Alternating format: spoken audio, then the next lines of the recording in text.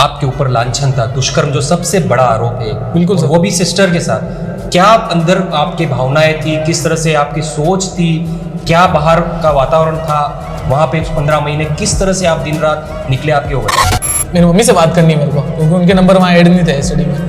तो उन्होंने कहा भाई तेरी मदर तो 6 दिन पहले एक्सपायर हो गए, तो पता था पीछे अब कुछ भी नहीं है, मैं अकेला हूँ। और मैं सबसे पहले तो मेरा ये था कि मैं मेरी बेटी को शक्ल कैसे दिखाऊंगा, कि वो क्या सोचेगी मेरा बाप ऐसा है। जैसे पुलिस की गाड़ी आई तो उन्होंने गेट खोल दिया, ताले वाले सब खोल दिया और मेरे को बाहर लेके आए। तो पुलिस वालों को वो दूसरे कमरे में लेके आए। पास्ट उसमें चलते हैं, मामा के घर पे ये वारदात हुई, मामा के घर पे आप रहते थे, कब से रह रहे थे मामा के घर? शायद अगर वो बच्ची नहीं मिलती, जो डिलीवरी के बाद जो बच्ची हुई वो नहीं मिलती, तो आज मैं जेल के अंदर ही होता। फोटोग्राफी करता था, कैमरे वगैरह सारे उन्होंने फेंक दिए, तोड़फोड़ कर दी। ठीक है, उस लड़की को मेरे सामने भी लेके नहीं आए। पुलिस वालों ने कहा भाई ऐसी घटना है और हम इस पर कुछ कर नहीं पा रहे हैं, तेरे को एक बार हमारे साथ चलना पड़ेगा। नहीं, उन्होंने पहले उनकी सुनी, लड़की की सुनी, ठीक है, और मेरे से बात भी नहीं करी। सब कुछ ओके चल रहा था, लेकिन जो केस हुआ ना, इसमें मेरा मदर टूट गया बिल्कुल पूरी तरीके से। हर जुबा पे देश में एक ही नाम है, एक ही मांग है कि दरिंदों के लिए सख्त से सख्त कानून बनाया जाए और उनको सख्त से सख्त सजा दी जाए। जी हां, सही भी है, क्योंकि इन दरिंदों की हदें जो पार की है दरिंदगी की, उनके ऊपर कड़ी कार्रवाई, कड़ा कानून और सख्त कार्रवाई होनी चाहिए। लेकिन इन सभी के बीच में कई मुकदमे ऐसे होते हैं जिसमें पुरुष अपनी पूरी जिंदगी बर्बाद कर देता है। जी हां, कोर्ट भी ऐसे मुकदमों के लेकर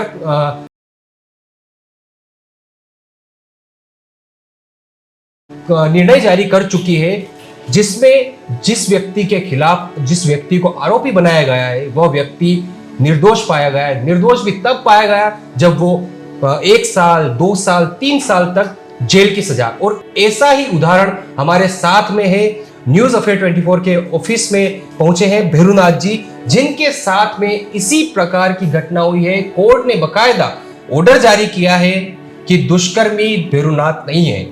हमारे साथ में भैरूनाथ जी, इनसे बात करेंगे, क्या मुकदमा था, किस तरह से ट्रायल हुआ, क्या कार्रवाई हुई? ये सर मुकदमा है सर 2020 का 18 सितंबर की रात को मैं और मेरी वाइफ जो 7 महीने की डिलीवरी में थी, हम मेरे ननियाल में मेरे मामा जी हैं रमेश जी, उनके घर पे किराए के मकान में रह रहे थे। उस दरमियान क्या मेरे मदर है मेरे गांव गए हुए थे, तो हम दोनों अकेले ही थे। हम रात को सोए, लगभग 11 बजे मामा ने गेट बजाया। ठीक है, तो मैंने गेट खोला तो उन्होंने क्या करा, सब जितने 3 मामा हैं, मामियाँ हैं और उनके बच्चा बच्ची सब एक साथ घर के अंदर घुसे और मेरे साथ मारपीट करने लग गए। तो मैं जब तक कुछ समझ पाता कि मैं नींद से उठा, मेरे को पता नहीं चला कि करना क्या चाह रहे हैं। जैसे ही एक मामा ने मेरे हाथ पकड़ लिया, एक ने मेरे पाँव पकड़ लिया, मेरे को नीचे बिठा दिया, एक जना कोई मेरे जांग पे खड़ा हो गया, कोई मेरे माथे में लट मार रहा है, कोई ऐसे एकदम मारपीट चालू कर दी। मेरी 7 महीने की वाइफ जो थी डिलीवरी में, उसके साथ मारपीट करना चालू कर दिया।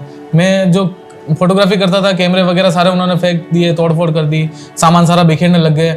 मतलब मेरे को कुछ पता चलता उससे पहले पूरा घर बिखेर दिया उन्होंने। जब मैंने उनको पूछा कि आप ऐसा क्यों कर रहे हो, कोई तकलीफ है, कोई बात है तो आप मेरे से बात करो, तो उन्होंने कहा कि अभी तो ये शुरुआत है, हम देख पूरी रात क्या करते हैं तेरे साथ, ठीक है। और ऐसा करते हुए फिर वो घर से बाहर चले गए। तब तक आपको बताया नहीं था कि क्यों मारपीट कर रहा है? नहीं, तब तक मेरे को कुछ भी नहीं बताया, ना मेरे को कुछ पता था कि ऐसा कर क्यों रहे, क्योंकि मेरे को वहाँ 2 महीने हुए थे रहते हुए और मैं उसको समझ पाता। इससे पहले वो घर के बाहर जाते ही ताला लगा दिया। जब मैंने फोन लगा के पूछा, वो बाहर चले गए, मैंने फोन लगा के पूछा क्या हुआ, तो फिर उन्होंने बताया कि हमारी जो रमेश की लड़की है खुशी, वो 6 महीने की प्रेग्नेंट है। मतलब चचेरी बहन आपकी, मामा ममेरी बहन, जो मेरी ममेरी बहन है, जो मैं उसको छोटी बहन के हिसाब से मैं उसको देखता था कि भाई छोटी बहन है। और मेरी और भी मेरी 3 बहनें हैं, जैसा उनको समझता था जैसा उनको ही समझता था। 3 मामा और हैं, उनकी भी लड़कियां हैं, तो ममेरी बहन है, तो मैं बहन के हिसाब से मैं हमेशा उनको इसी नज़र से देखता था। अपने को पता ही नहीं इसके साथ क्या हुआ है, अपन पूछने क्यों लगे ज़बरदस्ती। तो जैसा इन्होंने इल्ज़ाम लगाया तो मेरे को गलत लगा। मैंने कहा ये तो अपनी बदनामी हो रही है, जैसा अपन ने ऐसा कुछ करा नहीं और ऐसी बदनामी सहन नहीं कर पाता कोई इंसान। तो फिर उन्होंने गेट बंद कर दिया। मैंने उनको बोला गेट खोलो, जो भी अपन बात करते हैं, क्या प्रॉब्लम है, और तुम डायरेक्ट मारपीट कर रहे हो, ठीक है, मेरे मदर को बुला दो, परिवार को बुला दो, ऐसी कोई दिक्कत है तो सामने आ जाएगी, जो भी बात है। मैंने कहा उस लड़की को मेरे सामने लेके आओ भी, तुम जो इल्ज़ाम लगा रहे हो लड़की भी तो होनी चाहिए सामने, आप इल्ज़ाम कैसे लगा रहे हो। तो लड़की को सामने लाए नहीं, गेट बंद कर दिया, सब फोन स्विच ऑफ करके अपने दूसरे घर में चले गए। फिर लास्ट में मैंने दिनेश नाथ है जो मेरे बड़े वाले मामा का लड़का है, उसको मैंने फोन करा, मैंने कहा देख भाई तू तो बचपन से मेरे साथ रहा है, तू मेरे को अच्छी तरीके से जानता है, शायद कोई और इतना नहीं जानता होगा कि अपन दोस्त की तरह साथ में रहे हैं, हर एक चीज मैंने तेरे को बताई मेरे जीवन की, तूने मेरे को बताई है और बचपन से साथ में अपन गुजारा है, तू समझ सकता है कि मैं क्या हूँ क्या नहीं। तो क्या तेरा रात अभी तक तो ये तेरे साथ मारपीट ही हुई है, रात भर क्या होता तू देख। ऐसा करके उसने फोन कट करा। मैंने वापस फोन किया, मैंने कहा भाई तू गेट खोल, कि गेट तो अब सुबह ही खुलेगा, ठीक है। मैंने कहा तू गेट खोल रहा है ठीक, नहीं तो मैं पुलिस को बुलाऊं, कि तेरे जो करना हो जो कर ले, पुलिस की धमकी किसको दे रहा है। फिर मैंने 100 नंबर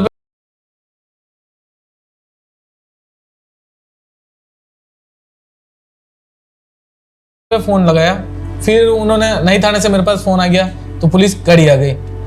जैसे पुलिस की गाड़ी आई तो उन्होंने गेट खोल दिया, ताले वाले सब खोल दिया और मेरे को बाहर लेके आए। तो पुलिस वालों को वो दूसरे कमरे में लेके उनको सारी घटना बताई, ये बात है, जो बात थी नहीं, एक्चुअल में जो बात थी नहीं। और उस दरमियान मेरे को भी नहीं पता था उस लड़की का किसी लड़के के साथ अफेयर है या वो कहीं ऐसी कुछ अटैचमेंट है उसका, मेरे को ध्यान ही नहीं था। तो मैं ना उस लड़की ने बताया, ठीक है, उस लड़की को मेरे सामने भी लेके नहीं आया। पुलिस वालों ने कहा भाई ऐसी ऐसी घटना है और हम इस पर कुछ कर नहीं पा रहे हैं, तेरे को एक बार हमारे साथ चलना पड़ेगा नई थाना। तो मैं रात को नई थाना उनको लेके गई गाड़ी, मैं थाने गया। उस दरमियान मेरी वाइफ के साथ पीछे से उन्होंने मारपीट करी और सामान जो कुछ रहा सब तोड़ फोड़ दिया, ठीक है ना। मेरे कुछ पार्टी के डाटाज वगैरह थे, हार्ड ड्राइव थी, सब उन्होंने ले लुआ के, और मेरे मोबाइल पर्स, और मेरे घर में जो मैंने फ्लिपकार्ट में नौकरी करता था तो कैश पेमेंट रोज मेरे पास आता था, 35-40 हज़ार रुपये कुछ कंपनी के थे वो ले गए। 70-80 हज़ार रुपये मैंने मेरी वाइफ के डिलीवरी के लिए रख रखे थे घर के अंदर कैश, वो सब पैसा मैंने एक जगह रख रखा था। जो इनको सबको पता है कि पैसे रोज लेके आता रोज रखता है, वो भी सारा पैसा ले गया। और मेरी वाइफ को बोला ये तो इस लड़की के इलाज में लगाएंगे, वो इलाज कराएं, कुछ भी कराए, उससे मेरे को कोई लेना देना नहीं था क्योंकि अपना गुनाह ही था ही नहीं उसमें। अब वो इलाज के लिए मेरे से पैसा क्यों लेने लगे। चलो ठीक है, मेरी वाइफ ने दूसरे दिन सब चीजें घटना पुलिस को बताई, तो पुलिस ने मेरे मोबाइल पर्स और एटीएम कार्ड डेबिट कार्ड तो मेरी वाइफ को दिला दिया। पैसे कितने थे मेरी वाइफ को नहीं पता था कि कितने पैसे, क्योंकि मैं देखो फोटोग्राफी का काम में कभी 20,000 आए, कभी 50,000 आए, तो कभी पैसे आते तो मैं मेरे हिसाब से घर पे रख देता था। पुलिस ने मुकदमा दर्ज कर दिया था तब तक? पुलिस ने तब तक मुकदमा दर्ज नहीं करा। पुलिस ने रात को मेरे को एक ऑफिस में सुलाया, ठीक है। नेक्स्ट डे सब इनको सबको बुलाया कि भाई घटना क्या है, तो इन्होंने जो घटना पुलिस को जिस तरीके से बताई तो पुलिस वाले समझ नहीं पाए कि करना क्या है। तो क्योंकि कौन सा थाना था? नहीं थाना था, मुकेश जी सोनी था थानेदार, ठीक है। तो उन्होंने उनको समझाया, पहले कोशिश करी समझा लिया, लेकिन वो कुछ समझ ही नहीं पा रहा था। तो मैंने क्या, कंट्रोल रूम में फोन करा, तो वहां से डिप्टी मैडम वो जैसे आए तो पुलिस में वो थाने में वो भी आ गए डिप्टी मैडम। तो डिप्टी मैडम वो लेडीज थे, तो उन्होंने पहले उनकी सुनी, लड़की की सुनी, ठीक है, और मेरे से बात भी नहीं करी। मेरे को खाली बोला कि तूने फोन किया, तू ही फंस गया, कोई बात नहीं, तू बैठ जा, अगर तू सही होगा तो छूट जाएगा, ठीक है। चलो मेरे से बात ही नहीं करी, सब चले गए। दूसरे दिन मेरा मेडिकल हुआ, मैंने उनको बोला साहब मेरा ऐसा कोई लेना देना नहीं है। जो जांच देख रहे थे उनको बोला सर मेरा इसमें कोई, उन्होंने मेरे को ये भी पूछा कि अगर कोई और लड़का है तू जानता है जिसके बारे में कि इस लड़के का कोई अटैचमेंट हो तो तू बता दे। मैंने कहा सर छोटी बहन है, मैं क्यों इतना ध्यान रखने लग गया, वो मेरी लड़की है, मैं मेरी वाइफ डिलीवरी में उसका ध्यान रखूं। कितने साल की थी उस टाइम? उस समय वो बता रही थी 15 साल 16 साल की, एग्जैक्ट मेरे को नहीं पता, पर 15-16 साल उन्होंने बताया था, ठीक है। तो मैंने कहा सर मेरे को इस चीज़ के बारे में कुछ भी नहीं पता है कि लड़की प्रेग्नेंट, वो क्या तेरा ही नाम ले रही है। मैंने कहा सर मेरा नाम ले रही है, उस लड़की को सामने ला के मेरे से बात करा दो, कि सामने हम नहीं ला सक रहे हैं, ठीक है। उन्होंने मेरे को पूछा कोई लड़का हो जिससे इसका कोई अटैचमेंट हो तो बता दे। मैंने कहा सर मेरे को नहीं आइडिया इस चीज़ के बारे में। फिर उन्होंने मेरा मेडिकल कराया, मैंने कहा सर मेडिकल करा लो, तो उन्होंने कहा मेडिकल तो वो सारी चीज़ें तो हम सब कराएंगे, लेकिन अगर तू दोषी पाया जाएगा तो जेल जाएगा, और नहीं तो तेरे को फ्री कर देंगे। मैंने कहा ठीक है सर, वो कोई दिक्कत नहीं है। फिर मेरा मेडिकल हुआ, मेरे को जेसी कर दिया, कोर्ट जेल चला गया। कब की बात है, क्या तारीख, क्या ये तारीख थी सर 18 तारीख रात को, तो ये सारी वारदात हुई थी मेरे साथ 18 सितंबर 2020 की, लॉकडाउन के बाद 18 सितंबर 2020 की ये सारी वारदात मेरे साथ हुई थी रात को, लगभग 11 से 12 साढ़े 12 बजे के बीच के ये 2-2.5 घंटे जो थे वो मेरे साथ हुआ, ठीक है। पुलिस को मैंने बुलाया कॉल करके कि मेरे साथ ये घटना हो रही है, लेकिन मेरे को ये नहीं पता था कि ये लड़की डिलीवरी और रेप केस और ऐसा मेरे पे कुछ मुकदमे लगने वाला है, क्योंकि आइडिया ही नहीं था, ऐसा कुछ अपन ने कुछ किया ही नहीं, तो इसलिए मैंने पुलिस को बुलाया, ठीक है। वो सारी चीज़ें हो गई। दूसरे दिन मेरे को जेल हो गई, मतलब जांच वाच होने के बाद जैसी हो गई। अच्छा, जैसी हो गई। तो पहले अपन इसके जो पास्ट है उसमें चलते हैं। मामा के घर पे ये वारदात हुई, मामा के घर पे आप रहते थे, कब से रह रहे थे मामा के घर पे? मामा के घर सर में रियल तो ये है कि सर मैं बचपन जो मेरा बीता है ननियाल में बीता है। मैं नाना जी थे तब तक मैं सिसारामा में रहा हूँ। नाना जी 2011 में एक्सपायर हुए, तब मैं क्या, मेरे रात को इवेंट के काम रहते थे, फोटोग्राफी के, लेट नाइट आना होता था, तो मेरा दूर भी पड़ता था और उधर लूटपाट भी होती थी। इस चक्कर से मैंने मेरी मौसी के यहाँ पायडा में, मेरी गंगा मौसी है, उनके यहाँ मैं किराए पे, मतलब उनके यहाँ रहा, किराया नहीं वैसे ही रहा। उन्होंने कहा कि तू यहाँ रहे, तो वहाँ आना जाना दूर पड़ता था। मैं उनके यहाँ भी 5-6 महीने रहा, फिर वहाँ पे भी लेट नाइट उनको परेशान होता था, तो मैं किराए से रहा सिटी में। 2019 तक मैं इधर उदयपुर में सिटी में ही कमरा लेके मैं रहता था और फोटोग्राफी का इवेंट का काम करता था, ठीक है। उसके बाद 2019 में जब मैंने लव मैरिज कर ली, उसके बाद मैं सिसार माँ, इन्होंने मेरी वाइफ की मेरे मदर की कुछ तबीयत खराब हो गई, तो उस चक्कर में मम्मी को रोज हॉस्पिटल दिखाना वगैरह पड़ता था छोटा मोटा, तो मेरा आना जाना दूर पड़ता था। उस चक्कर में मैंने सिसार माँ, मेरी मम्मी ने बोला सिसार माँ रहते हैं अपन सब जानते भी हैं ये। तो 2011 तक मैं बचपन से मतलब लगभग मैं नाना नानी के वहीं रहा, नाना नानी के साथ। मामा इसमें कोई इन्वॉल्वेशन नहीं है किसी का, नाना नानी के साथ रहता, उनका कुछ काम होता तो मैं कर देता, मेरे खाना पीना सब वही करते थे। अच्छा, मतलब आप ननिहाल में ही ननिहाल में ज्यादा समय आपका ननिहाल में। बिल्कुल। अब चलते हैं 19 सितंबर 2020 को, जब आपको जेसी हुई। 19 सितंबर 2020 से लेकर कितने महीने आप जेल में रहे? क्या हुआ उन, जिस तरह से आपने बताया 15 से 16 महीने, क्या हुआ उन 15 से 16 महीनों में? क्या खोया आपने? कितना दर्द भरे थे वो 16 महीने? सर शुरुआती तो ऐसा सीन रहा कि मेरे को पता ही नहीं था कि बाहर होने क्या वाला है। मैं यही घबरा रहा था कि बाहर हो क्या रहा है, मेरे को कुछ जानकारी नहीं है। मेरी वाइफ डिलीवरी में इस कंडीशन में उसको छोड़ के आया, उसके साथ क्या होगा, मेरा मदर है उनके साथ क्या होगा, सब खर्चा करने वाला, घर चलाने वाला मैं ही था, क्योंकि मेरा भाई छोटा था, उसमें पढ़ाई कर रहा था, 10th-12th में वो पढ़ाई कर रहा था। तो मैं आधी तो वो टेंशन थी मेरे पास कि सर ये हो क्या रहा है मेरे साथ, और मेरे को कुछ पता संभल पाता जब तक तो मैं जेल के अंदर था, ठीक है ना। उस समय मेरा कोई वकील भी किसी ने नहीं करा, क्योंकि परिवार सारा खिलाफ हो गया था। उनको लगा कि ऐसा कर कैसे दिया इसने, सब यही सोच रहे थे कि इसने ऐसा करा है, क्योंकि उन्होंने कहानी ऐसी सुनी बाजार में। तो मेरा एक फ्रेंड है, मेरा बचपन का फ्रेंड है, मेरे साथ पढ़ा हुआ है, नाम नहीं लूंगा मैं उसका, पर उन्होंने वकील करा मेरे, दिलीप जी नागदा, जो हमारे सिसारमा ननियाल के वो जमई भी है, उनको वकील करा, उनका वकालतनामा आया। फिर मैंने जो सीन हुआ, उसके बाद क्या हुआ कि मतलब लगभग 22 दिन बाद मेरे पास न्यूज़ आई कि उस लड़की की नॉर्मल डिलीवरी हो गई है, ठीक है। तो शायद इन्होंने पालना गृह में उस बच्ची को रखने गए, सारे परिवार वाले पालना गृह में रखा, तो किसी गार्ड वाले ने उनको देख लिया, तो फिर नई थाना को सूचना दी, नई थाने वाले आए और उन्होंने डीएनए सैंपल लिया उस बच्ची का। शायद अगर वो बच्ची नहीं मिलती, जो डिलीवरी के बाद जो बच्ची हुई वो नहीं मिलती, तो आज मैं जेल के अंदर ही होता। अच्छा, तो पुलिस को कैसे पता चला पालना घर में रख रहे हैं, यही है वो है? डीएनए क्यों लिया उनका? सर डीएनए तो मैंने खुद ने बोल रखा था, मेरी जांच कराए सर, ये जो प्रेग्नेंट है पता चल जाएगा आपको कि भाई मेरा बच्चा है, किसका बच्चा है, क्या हुआ, आपको पूरी घटना पता चल जाएगी। तो उस बच्ची के जो नॉर्मल डिलीवरी हुई, अब कहाँ हुई है मेरे को नहीं आइडिया, उन्होंने कहाँ करवाई, क्योंकि सरकारी हॉस्पिटल में नहीं हुई, उन्होंने बाहर कहीं करवाई। वो पालना घर में रखने जब जाते हैं अपन किसी बच्चे को, कौन सा वाला पालना घर था? एमबी जनाना के बाहर, वहाँ पालना घर में रखने जाते तो बेल बजती है, तो वहाँ गार्ड बैठा रहता, वो गार्ड वाला आ गया, शायद इनको देख लिया, उस गार्ड वाले ने नई थाना को इन्फॉर्म करा, वो पुलिस आई, उस बच्चे से डीएनए लिया और डीएनए मैच कराने के लिए भेज दिए सैंपल, उस लड़की के भी ले लिया और बच्चा पैदा हुआ उसके भी ले लिया। ये चीज आपको कैसे पता चली कि पालना घर में डीएनए हुआ? ये सर मैं जब जैसे मेरी पेशी होती थी, मेरे वकील साहब को मैं एनी टाइम हर चीज पूछता था कि सर क्या हो रहा है इस केस के बारे में, आप क्या कर पा रहे हो। तो उन्होंने बताया कि भाई डिलीवरी हो गई है, बच्ची को वहाँ छोड़ के गए थे, उनसे उस बच्ची का पुलिस ने डीएनए ले लिया है, ठीक है। ये सारी बात मेरे को वकील साहब बताते थे, ठीक है। घर वाले कोई नहीं आता था उस समय, क्योंकि सबको गिनत आने लगी कि ऐसा कैसे कर सकता कोई बंदा अपनी सिस्टर के साथ, जबकि मैं रियल में सही था, रियल में शुरू से ये बोल रहा था कि सर। उसी पे आना चाहूंगा, आपने पूरा मुकदमा बताया, कोर्ट से ऑर्डर, जो भी आगे हम बात करेंगे, लेकिन जो वो दिन थे आपके ऊपर लांछन था, दुष्कर्म जो सबसे बड़ा आरोप है, बिल्कुल वो भी सिस्टर के साथ, क्या अंदर आपके भावनाएं थी, किस तरह से आपकी सोच थी, क्या बाहर का वातावरण था वहां पे 15 महीने, किस तरह से आप दिन रात निकले, आप ये बताएं, और क्या उसमें खोया आपने? सर मैंने सबसे बड़ा तो ये खोया कि सबका विश्वास उठ गया मेरे से, सब मतलब जो व्यवहार था मेरा, समाज में जो प्रतिष्ठा थी सारी खत्म हो गई, ठीक है ना। मेरे दोस्त लोग, एक ही दोस्त था जो बचपन से जानता था, वो मेरे साथ आया वकील का जमानत के लिए, उसने कोशिश करी, ठीक है, पर उसको भी लोगों ने इतना प्रेशराइज करा कि तेरा दोस्त ऐसा कर रहा है और तो उसकी जमानत कराने के लिए दौड़ रहा है, तो वो भी हट गया पीछे। एंड एक टाइम आया था वो भी हट गया, ठीक है। इस दरमियान मेरे मदर आए, उन लोगों के पास गए समझाइश करने के भाई हमारा लड़का ऐसा नहीं है, तुम ऐसा क्यों कर रहे हो, तो भी नहीं माने वो लोग, ठीक है ना। इस तरीके से उन्होंने मेरे मदर को ताने दिए कि मेरे मदर की डेथ हो गई, और मैं उनके दाह संस्कार में भी नहीं आया। ये कब हुआ सर? ये जब मैं अंदर गया उसके 5 या 6 महीने बाद, ठीक है ना। सेकंड लॉकडाउन लगा था उस समय, 2021 की बात है। तो मेरे मदर लास्ट टाइम मेरे से मिलने आए थे, 6 दिन बाद मेरे पास न्यूज आई कि मदर तो एक्सपायर हो गए। तो कोई बीमारी थी उनको, किस तरह से सर्वाइव चल रहा था? सर बीमारी तो क्या है, बीमारी तबीयत सबकी खराब रहती है, कुछ होता है।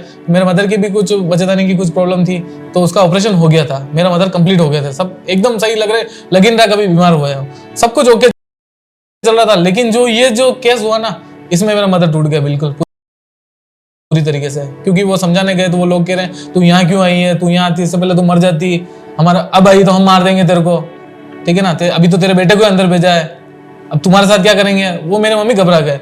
फिर इस केस के बारे में दूसरे वकीलों के पास गए मेरी मम्मी राय लेने की कैसे निकाल सक रहे हैं इसको, कुछ कर सक रहे हैं। जिस तरीके से केस के बारे में उन्होंने बताया तो मेरी मम्मी वैसे घबरा गई कि इसमें तो आजीवन की सजा है, फांसी के प्रावधान है, 20-20 साल की सजा लगती है। तो मेरी मम्मी इस सारी चीजें बर्दाश्त ही नहीं कर पाई, तो उसकी उन्होंने की डेथ हो गई।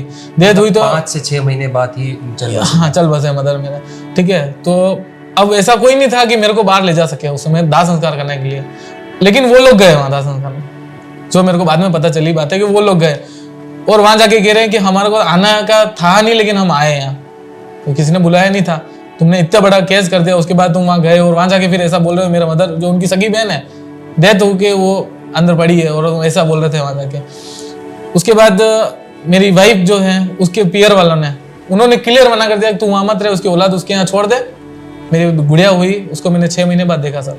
वही एक पिता अपनी बच्चे को या होने वाली संतान को 6 महीने बाद 6 महीने क्या सोचा था सर? मैं मतलब मेरे को सुसाइड करने की इच्छा हो। सबसे पहले मैंने अंदर भी काफी लोगों को भी पता था अंदर बदमाश रहते हैं, मेरे को भी लगा बदमाश होते हैं, लेकिन उन्होंने मेरा सपोर्ट किया, भी तू ऐसा कभी मत करना, तू सही है तो आज न कल कोर्ट से तेरे पास जो भी ऑर्डर आ जाएगा। में साथी बने, उन्होंने आपको संभाला। हाँ बहुत सारे थे लोग, कहते हैं जेलों में अंदर बुरे लोग होते हैं, ठीक है सब बुरे नहीं होते हैं, कुछ लोग थे, उन्होंने मेरे को समझाया कि तू सही है और यहाँ बहुत सारे मुकदमे ऐसे हैं, बहुत सारे कैदी ऐसे हैं, लव अफेयर वाले ऐसे हैं जिनके पास ऐसे मुकदमे हो जाते हैं, तो तू भी अगर तू सही है तो तू निकल जाएगा, और नहीं है तो बहुत सारे लोगों को सजा लगी, तेरे को लगेगी। मैंने कहा मैं सही हूँ, पर मेरे जो बाहर जो इतनी बदनामी हो रही है वो मैं सहन नहीं कर पा रहा हूँ। अच्छा, ऐसा कौन सा मौका आया जब आप पूरी तरह से टूट चुके थे और फिर उन्होंने संभाला? सर सबसे पहले तो मुकदमा तो ये आया था, मेरे मदर की मेरे को न्यूज़ मिली कि भाई मैंने एक मेरे बुआ के लड़के को जो मेरे कोऑर्डिनेट करता था बाहर से, मेरे को सब चीज़ बताता था, मेरी वाइफ उसके यहाँ किराए रही, उसको मैं जेल से कुछ 5 मिनट का हमारा रोज समय मिलता है कि आप घर वालों से बात कर सक रहे हो, 4-5 नंबर रहते हैं उनको ही फ़ोन कर सकते हैं। तो मैं कभी वाइफ को एक दिन वाइफ से बात कर ली, कभी छोटे भाई से बात कर ली, तो एक दिन मेरे बुआ के लड़के को फ़ोन लगाया।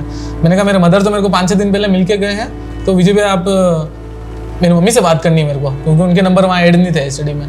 तो उन्होंने कहा भाई तेरी मदर तो 6 दिन पहले एक्सपायर हो गए, और 6 दिन बाद पेरोल के लिए अप्लाई भी करने का पता नहीं चला? कुछ भी नहीं पता चला सर। जब मेरे को पता चला 6 दिन हो गए हैं आज, और वो कह रहे हैं कि तीसरा हो गया है और हम उनकी तैयारी कर रहे हैं, दूसरे 12वें की और धूप की और इनकी तैयारी कर रहे हैं, उस समय में सर पूरा टूट गया। आपको किसी ने बताया नहीं या फिर आपको पता ही नहीं चला, क्या हुआ था? क्योंकि पेरोल मिल जाती है ऐसे मामलों में। सर पेरोल मिल जाती है, लेकिन जिस तरीके का सर मुकदमा लगा ना, किसी आदमी पे ऐसे इल्जाम लगते हैं, तो फिर बाहर से सब दूर हो जाता है उससे।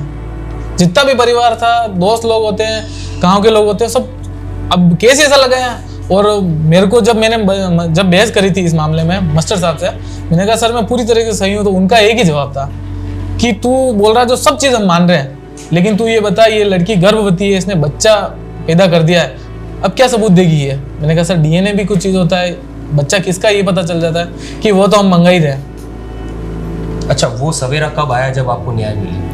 कैसे हुआ? सर एक टाइम तो था कि अब कुछ नहीं होने वाला, अब सजा लगेगी। क्यों? क्योंकि मैंने वकील साहब को पूछ लिया कि सर अब क्या हो सक रहा है कि सब बयान खिलाफ है तेरे, और मैं टीबी से मेरे मदर एक्सपायर, उसके बाद वो टेंशन में आ गया था, ठीक है ना। मैंने कहा क्योंकि पियर वाले वाइफ को भी बोल रहे थे कि तू उसको बच्चा छोड़ के आ जा, ठीक है ना। मेरी वाइफ भी मेरे से फिर बात करना बंद कर दिया, ठीक है। मेरे मदर भी एक्सपायर हो गए, मेरे भाई ने मेरे से फ़ोन पे बात करना बंद कर दिया, सब ने वो बात करना बंद कर दिया। और उन लोगों ने ऐसी अफवाह उड़ाई कि भाई उसकी डीएनए आ गई और उसके खिलाफ आई है और उसको सजा लगेगी। तो फिर उसके बाद धीरे धीरे भाई बहन सब ने मेरे से बात करना बंद कर दिया।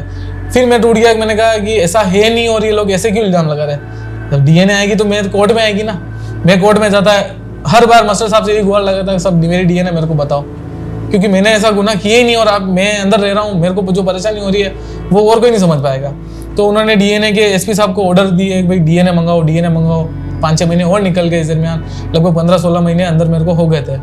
एक दिन ऐसा हुआ जब सारी तरीके से उम्मीद टूट गई थी कि अब कुछ नहीं होने वाला है, क्योंकि मैंने वकील साहब को पूछ लिया, उन्होंने कहा भाई अपन अपील में जाएंगे, वो करेंगे, वो जो कोर्ट की कार्रवाई उन्होंने बताई, तो मैं उससे और ज़्यादा टूट गया। मैंने कहा यार सर अपील की कहाँ बात हो रही है जब फैसला ही नहीं आया, ठीक है ना।